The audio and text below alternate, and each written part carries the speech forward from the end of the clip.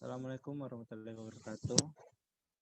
Kami dari kelompok 4 akan mempresentasikan terkait strategi map cascading method for performance management implementation.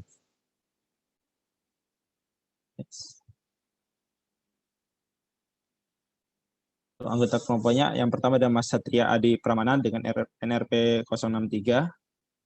Lalu saya sendiri Fawet Rafsanjani dengan NRP 010. Lalu ada Trindi Elmardianti dengan NRP 77 dan terakhir ada Zakia Fatania dengan NRP 151. Lalu ini untuk informasi jurnalnya.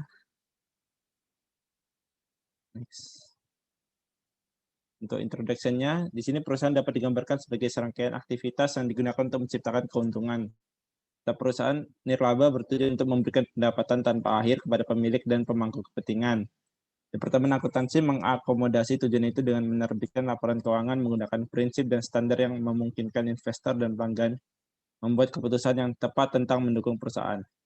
Metode pengembangan strategi Balance Scorecard diperkenalkan oleh Robert S. Kaplan dan David P. Morton dan telah diterapkan secara luas oleh perusahaan-perusahaan di seluruh dunia. Keuntungan dari metode BSC terletak pada kemampuannya untuk menghubungkan tujuan jangka panjang perusahaan dengan rencana dan operasi jangka pendeknya. Di sini PT XYZ, yaitu Jaringan Hotel Indonesia, menggunakan pendekatan BSC sebagai sistem manajemen kinerja internal mereka.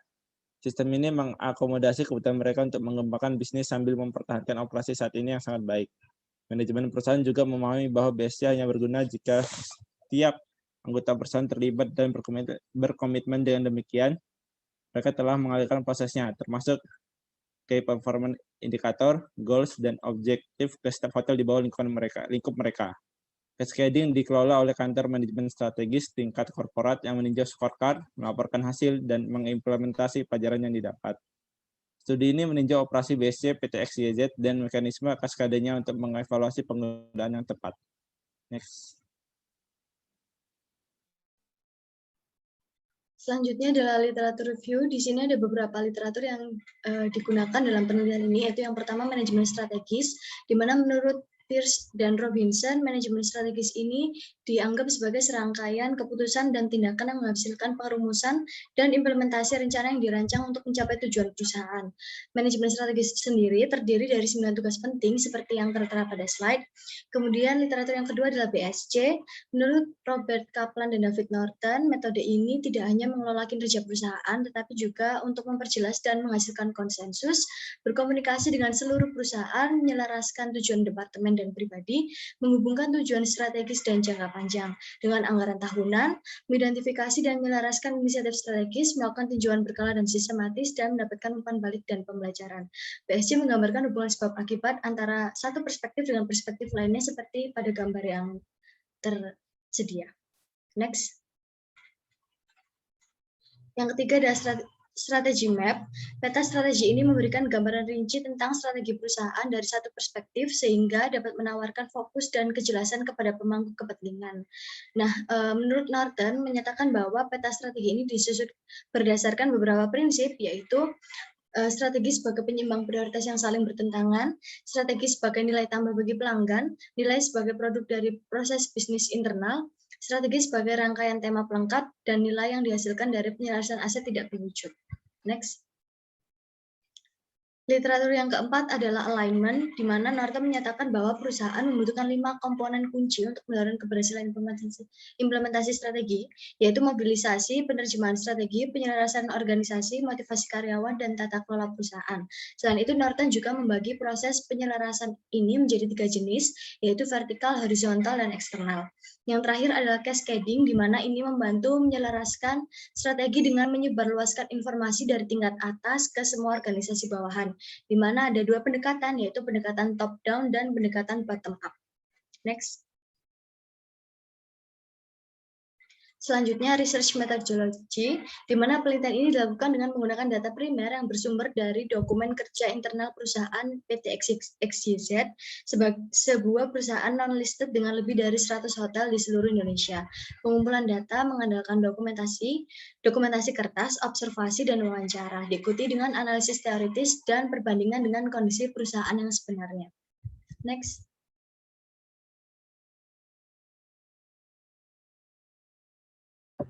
Kemudian hasil hubungan sebab akibat ini tidak ditemukan pada peta strategi PT XYZ ini. Bisa dilihat di samping strategi map-nya.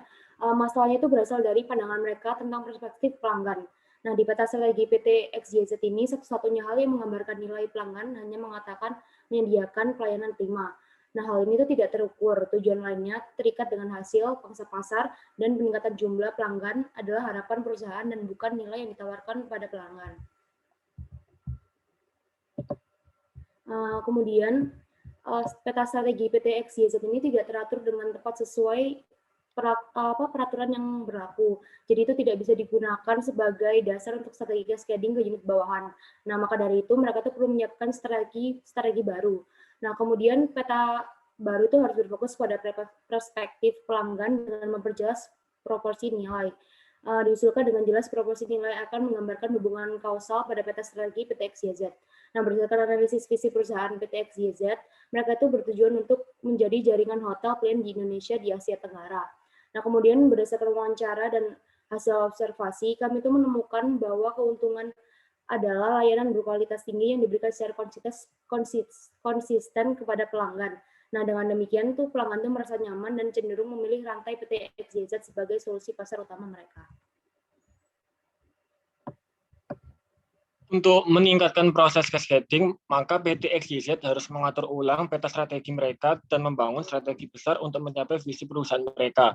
Dengan demikian, tujuan dari perusahaan untuk menjadi jaringan hotel yang paling disukai di Indonesia itu membutuhkan jaminan layanan berkualitas tinggi yang ditawarkan kepada tamu dengan menerapkan layanan dan perilaku karyawan standar, menyajikan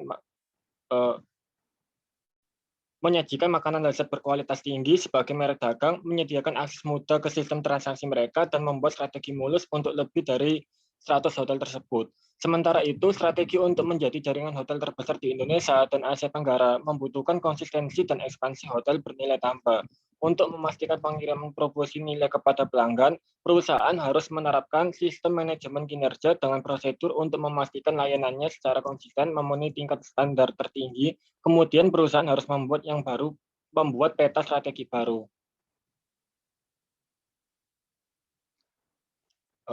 Ini tadi yang gambar dari Rachel yang tadi permasalahan sudah disebutkan oleh teman saya. Next. Kemudian sesuai dengan tema product leadership, perspektif pelanggan harus ditetapkan untuk mengukur kualitas dan nilai layanan makanan, mudah diakses, transaksi, dan standarisasi multi hotel. Beberapa proses bisnis diperlukan untuk memberikan yang lebih baik nilai kepada pelanggan. Selain itu, perusahaan harus membangun strategi ekspansi hotel untuk meningkatkan area layanan dan ketersediaan. Next. Berikut ini yang dari gambar tadi, ini dari perspektif finansial yang mana untuk strategi objektif ini meliputi increase revenue, manage cost, improve financial performance, dan cash optimization and asset utilisasi. Next. Kemudian ini dilihat dari sisi customer sebagai berikut. Next. Kemudian ini dari internal business process. Next. Dan ini yang terakhir dari learning and growth. Ini dari gambar yang tadi yang sebelumnya. Next.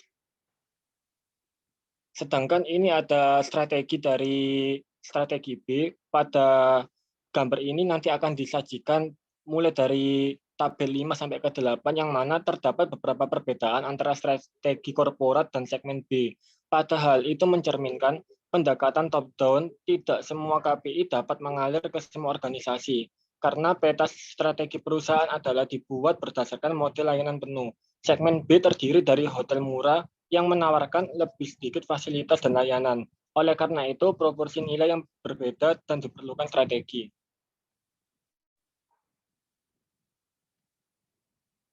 Berikut tabel 5 dari aspek finansial, kemudian dari tabel 6 ini dari aspek customer. Ini tabel 7 dari internal business process dan tabel ke-8 dari learning and growth. Dari perspektif keuangan, kartu skor tidak memberikan KPI untuk pendapatan makanan dan minuman, juga tidak menunjukkan biaya. Untuk segmen B hotel, makanan dan minuman tidak disediakan. Semua cascade KPI lainnya dari perspektif pelanggan, tidak semua KPI dan tujuan strategis cascading ke segmen B dan hanya penawaran perusahaan dengan perjalanan agen dan reservasi. Kedua kartu skor berisi KPI untuk mengukur kepuasan pelanggan. Namun, kedua kelompok menggunakan parameter penilaian yang berbeda. Lampiran pada slide sebelumnya menunjukkan bahwa survei evaluasi perusahaan lebih komprehensif daripada segmen B. Diferensiasi ini mencerminkan perbedaan dalam proporsi nilai dan proses bisnis antara jenis hotel.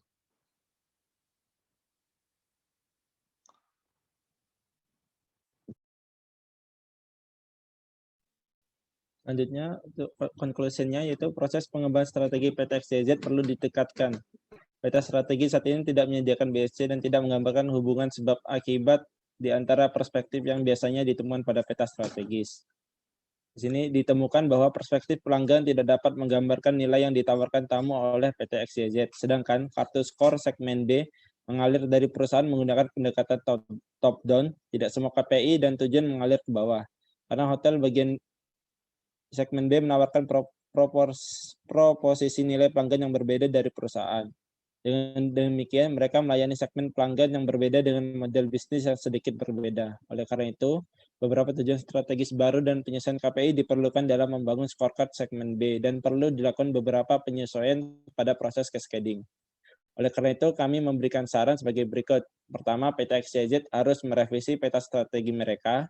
Mereka juga harus menerapkan proses cascading berdasarkan segmentasi dan pemangku kepentingan. Terakhir, mereka harus melakukan tinjauan berkala terhadap peta strategis dan proses bisnis mereka. Penelitian ini jauh dari kesempurnaan. XYZ adalah perusahaan swasta sehingga penulis perlu mengolah kembali banyak data yang dibutuhkan untuk penelitian ini dari banyak sumber internal karena tidak semua data terbuka untuk umum. Penelitian ini juga hanya membahas cascading pada hotel segmen B yang mungkin dirasa kurang memadai oleh sebagian pembaca untuk melihat keseluruhan proses cascading pada perusahaan. Penulis merekomendasikan penelitian lebih lanjut untuk mempelajari proses cascading pada perusahaan dengan jenis bisnis yang berbeda. Next. Nah, kemudian kelebihan jurnal yaitu yang pertama, jurnal itu dapat dijadikan sebuah acuan atau referensi untuk penelitian selanjutnya. Nah, kemudian isi jurnal itu saling berkaitan dan menjelaskan dengan rinci mengenai apa yang dibahas oleh penulis. Kemudian untuk kekurangan, beberapa pembaca itu mungkin merasa tidak cukup untuk melihat keseluruhan proses cascading-nya pada perusahaan, sehingga untuk penelitian lebih lanjut untuk mempelajari tentang proses cascading pada perusahaan dengan berbagai jenis bisnis. Nah, sekian dari presentasi kami. Mohon maaf bila ada kesalahan. Wassalamualaikum warahmatullahi wabarakatuh.